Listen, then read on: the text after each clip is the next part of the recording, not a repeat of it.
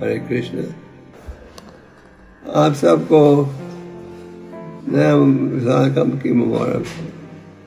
हम इंग्लिश में क्या कहते हैं इसे? हैप्पी न्यू ईयर बोलते हो आप कि नहीं? और हिंदी में क्या कहते हैं? नया साल मुबारक हो। जब आपको कोई कहे हैप्पी न्यू ईयर, उसके द्वारा क्या संदेश प्राप्त होता है? हम सोचते हैं ये साल बौद्धिक सुख के साथ बीतेगा, कोई क्लेश नहीं होगा, कोई कष्ट नहीं होगा, हम सुखी रहेंगे। पर साल की समाप्ति में जब आप देखते हो तो आप देखते हो कि पूरा साल कष्टों से भरा हुआ था। सच बात है। और मनुष्य जीवन का लक्ष्य यह है कि हम ये समझें, ये शिक्षा प्राप्त करें कैसे इन क्लेशों से हम मुक्त हो सकते हो। भारत और सारे विश्व में ये साल वायरस की बीमारी के कारण पूरा साल लॉकडाउन में था, या किसी न किसी कारण हर चीज़ रुक गई थी। और हम सोचते हैं कि अगर वैक्सीनेशन आएगा ये समस्या भी खत्म हो जाएगी, पर वास्तविक सत्य ट्रूथ है, चाहे कितना भी आप प्रयास करो, भौतिक संसार में क्लेश ही क्लेश रहेगा। इसलिए भगवान कहते हैं अभी मनुष्य देह प्राप्त हुआ है, इसका सदुपयोग करो। तो ये बड़ी खुशी की बात है कि विचित्र कृष्ण और उनकी पत्नी श्याम कृपा की योजना बड़ी अच्छी है, अच्छा मैनेजमेंट है। ये कार्यक्रम किया जा रहा है आपकी खुशी के लिए, आपको असली खुशी देने के लिए।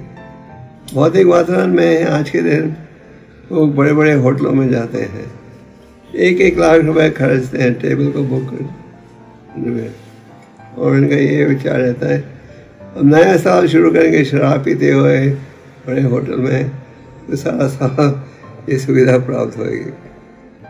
पर असलियत ये नहीं है। तो लोग होटलों में जाते हैं, जो भक्त हैं वो क्या करते हैं, वो जाते हैं मंदिरों में। जैसे कि आपका ऑनलाइन प्रोग्राम हो रहा है, ऐसे प्रोग्राम है। क्यों? वो चाहते हैं 2020 समाप्त हो, भगवान का नाम लेते हुए 2021 आरम्भ हो, भगवान के नामों को लेते हुए।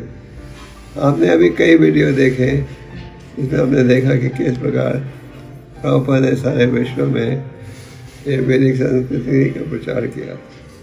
श्री प्रभुपाद को 1921 में उनके गुरु महाराज ने एक आदेश दिया। चैतन्य महाप्रभु जी स्वयं भगवान है, उनकी भविष्यवाणी थी विश्व के हर कोने में हरि नाम पहुँचेगा। तो 1921 में एक प्रभुपाद जी के मित्र ने कहा अभे चलो मेरे साथ देखा साधु को मिलने चलते हैं। प्रभुपाद के पिता गौरमोहन बड़े दयालु थे, तो क्या था संतों को घर बिठाते थे, निमंत्रण देते थे, प्रसाद खिलाते थे। तो प्रभुपाद जी ने कई संतों का दर्शन लिया था, किसी से भी ज़्यादा प्रभावित नहीं हुए थे। प्रभुपाद ने कहा मैं 50 संतों को मिल चुका हूँ, मैं किसी से प्रभावित नहीं हूँ। उनके मित्र ने कहा नहीं, ये संत दूसरे के जैसा नहीं है।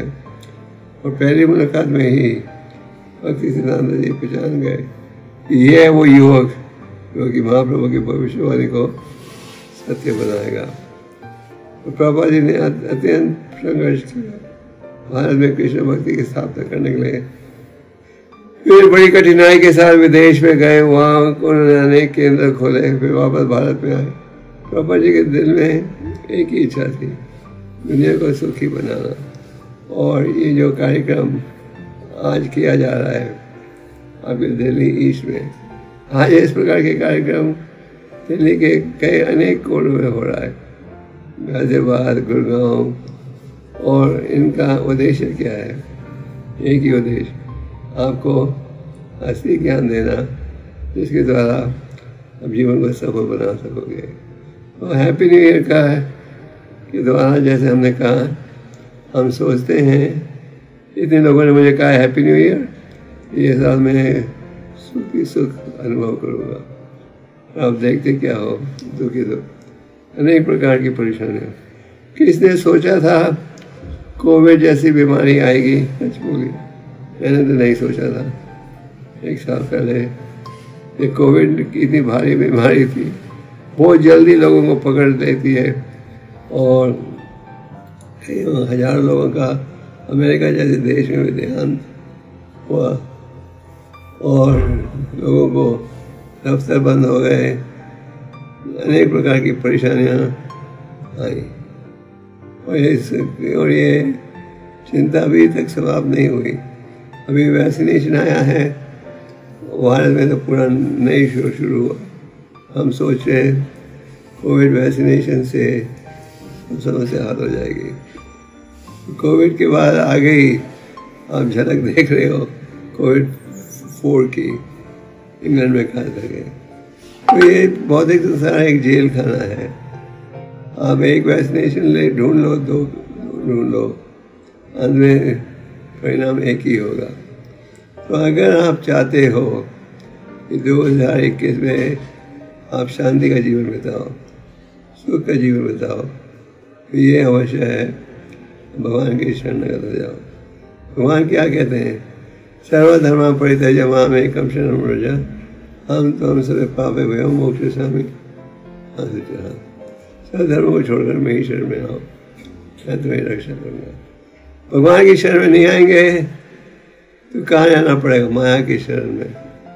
माया की शरण में क्लेश ही क्लेश है। तो ये जो हैप्पी न्यू ईयर है, ये असल में क्रिश्चियन न्यू ईयर है। क्रिश्चियन न्यू ईयर का संबंध है जीसस क्राइस्ट के साथ। और आज क्रिश्चियनिटी का इतना प्रभाव है कि ये इंटरनेशनल न्यू ईयर बन गया है।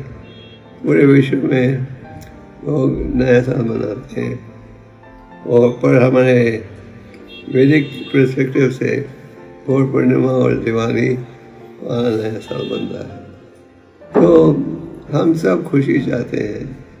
लाल महाराज कहते हैं हम ये नहीं जानते कि ऐसी खुशी कैसे प्राप्त होगी। आप सब जो यहाँ उपस्थित हो, आपके पास ये ज्ञान है। पिछले साल या 2 साल पहले शायद आपके प्रोग्राम में आया था, जो एक बैंक्वेट हॉल में था। बड़ा महान प्रोग्राम है ना, कोई 1200-1500 आदमी थे। आज भी ऐसा प्रोग्राम करने की इच्छा तो है, योग्यता भी है, पर सरकार के नियम हैं, इनका हम विरोध नहीं कर सकते।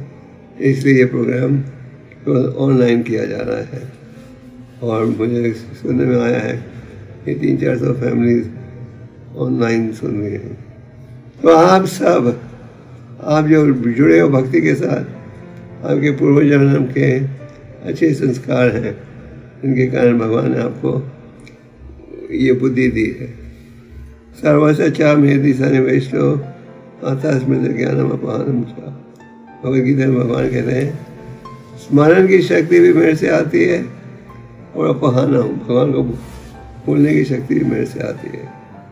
तो आप सब से ये निवेदन है कि आप देख सकते हो हर तरफ क्लेश है, चिंता है। अगर आपको असली खुशी चाहिए तो हमें भगवान की शरणगत होना चाहिए। चैतन्य महाप्रभु ने 5 मेन पॉइंट पर बल दिया। एक उन्होंने कहा साधु संग। साधु संग में रहोगे तो बकायदा सुनते जाओगे जीवन का लक्ष्य क्या है और आपको असली संदेश मिलेगा। असली संदेश क्या है?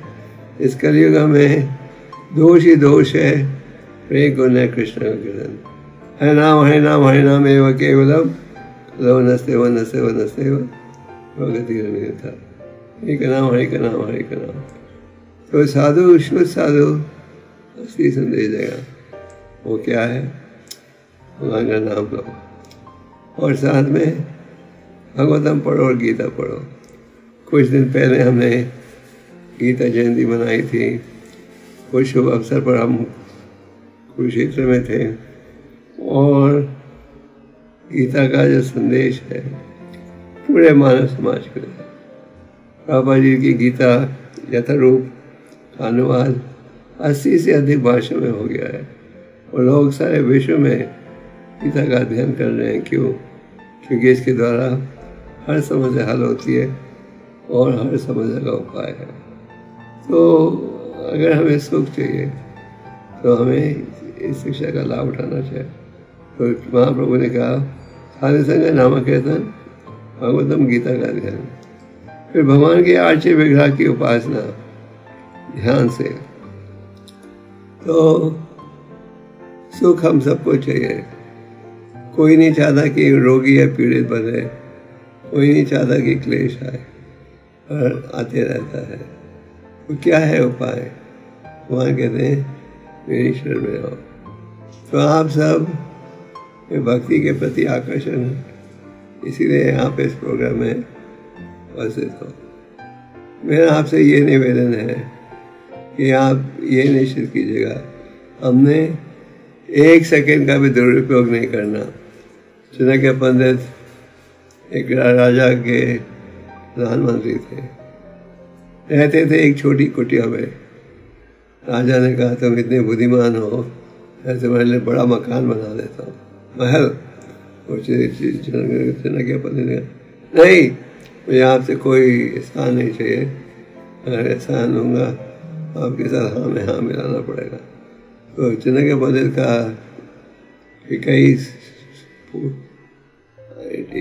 कई रिकमेंडेशन है जो बिल्कुल वैदिक शास्त्र के समान है। तो एक जगह वो कहते हैं आयुष्य कृष्ण एक पीना नवया स्वर्ण को भी, एक पल का भी दुरुपयोग मत करो, क्योंकि एक पल का भी दुरुपयोग करोगे तो सारे विश्व के धन से वापस नहीं ला सकते। तो कीमत, समय बहुत कीमती चीज़ है। अगर 10 रुपये बचाने हो तो हम 1 माइल भी पैदल चले जाएंगे। तो समय की हमें कोई कदर नहीं है।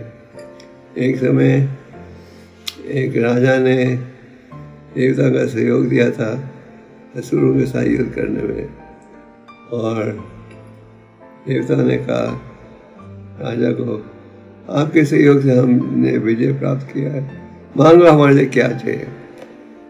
राजा ने कहा ये बता मेरे जीवन में कितना समय बच गया है।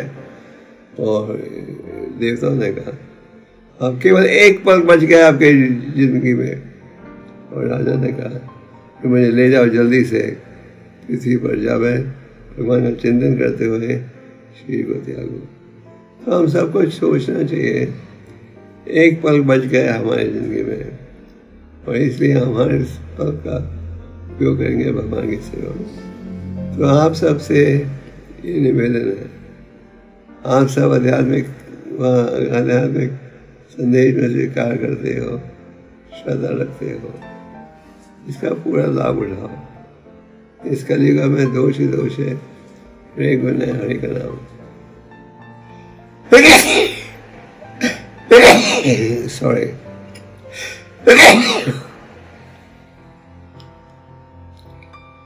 मुझे याद है जब आपके प्रोग्राम में आए थे 2 साल पहले, आपके बाद बड़ा अच्छा कीर्तन ग्रुप भी था।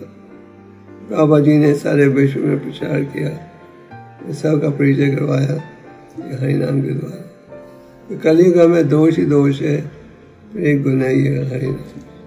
तो आप सब अगर खुशी चाहते हो 2021 में, तो रोज नियमित रूप से माला का जाप करो। 16 माला करो तो वो ये सबसे बेहतर है। अगर 16 माला नहीं कर सकते तो 4, 8, 12 जितना भी कर सकते करो। ये है असली धर्म। गीता का 1 श्लोक पढ़ो, 2 श्लोक पढ़ो हाथ प्रेम के साथ, और मंदिर में हो।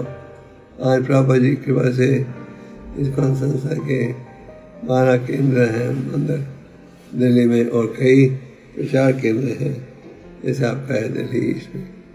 तो इनका लाभ उठाओ और साधु संग में रहोगे तो बकायदा सुनोगे क्या होना चाहिए जीवन का लाभ।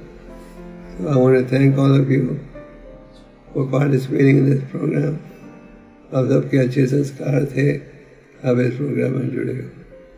और कृष्ण भक्ति को त्यागनामा रूप गोस्वामी कहते हैं, हे मेरे मित्र, जो कीमत भरनी पड़े भरो, तो कृष्ण भक्ति को मत करने दो।